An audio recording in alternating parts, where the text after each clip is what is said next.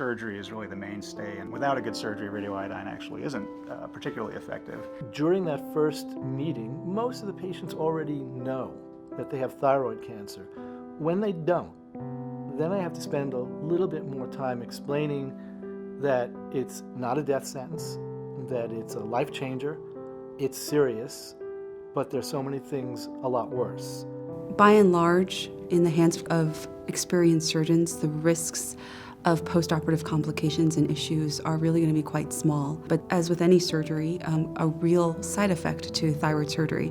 And so it's important to have this discussion with your surgeon beforehand. Once we talk about the treatment goals, and the treatment goals are to get rid of as much thyroid tissue as possible, then I discuss complications.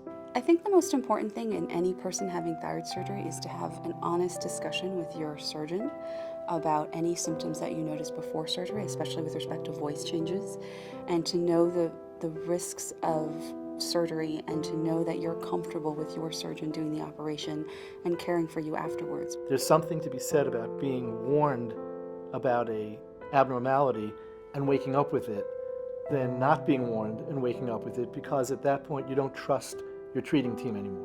There's two types of neck dissections we talk about with thyroid cancer. The first is the central neck, which are the lymph nodes right next to your thyroid. The central neck lymph node dissection can be done through the same incision as your thyroid surgery. The side effects related to that are really quite minimal, and certainly removal of lymph nodes is not a big deal in terms of any postoperative issues. Most patients with a positive needle biopsy, we prefer total thyroidectomy. And by total, I mean really eliminating as much thyroid tissue as possible.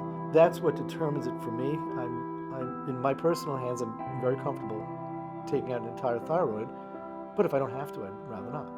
And the second is the lateral neck, which are the lymph nodes further out here, which can be involved with thyroid cancer. The issue with the lateral neck dissection is that the surgery is much longer, and because of the extent of surgery and the muscles and the nerves and vessels and everything in that area of the body, the patients have a longer recovery time.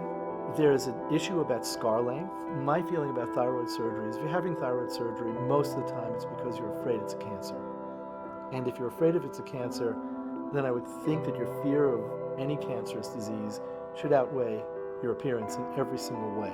There's a variety of ways to do thyroid surgery, and certainly technology is pushing us more and more. The Japanese are starting to show us that not everybody with the 1 centimeter papillary thyroid cancer even needs surgery, which always begs the battle with the minimally invasive doctors who have very specific guidelines on who can have minimally invasive thyroid surgery. Because it's not just the surgery that you have to get through, but the entire postoperative recovery, and that involves a team of yourself as a patient, your family, the surgeon, and the surgical team. I have a cancer myself, so when you first hear that you have a cancer, I don't care if it's a skin cancer. It's quite devastating news. So I will hold hands as long as I need to.